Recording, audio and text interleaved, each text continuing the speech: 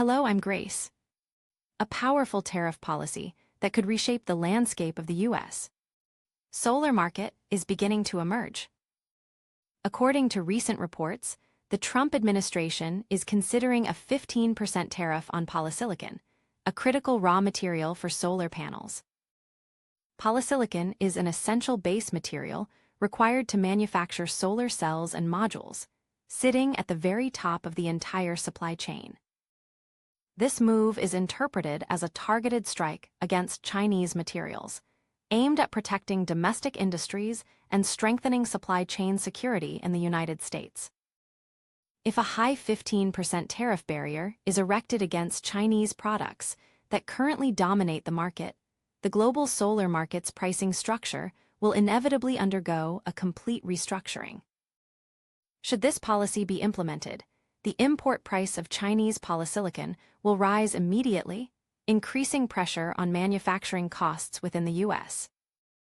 From a comparative perspective, the price gap between tariff-burdened Chinese products and non-Chinese products receiving tariff benefits is expected to be substantial. This provides a powerful incentive for U.S. solar manufacturers to move away from existing low-cost Chinese supply chains and seek new alternative suppliers. Consequently, as supply chains diversify, South Korean companies are emerging as the most viable alternatives, presenting an opportunity to expand their market share. In particular, major Korean firms such as Hanwha Qcells and OCI are highly likely to benefit directly from this potential policy shift. Industry analysts widely suggest that as the price competitiveness of Chinese materials weakens, the relative value of Korean materials and products will increase. However, it should be noted that this measure remains in the review stage, with political variables and negotiation processes still ahead before it becomes official policy. Because U.S.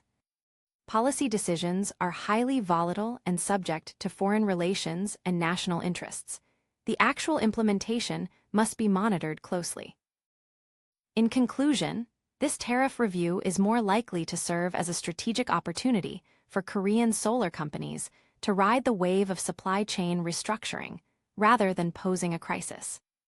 I'm Grace, thanks for watching.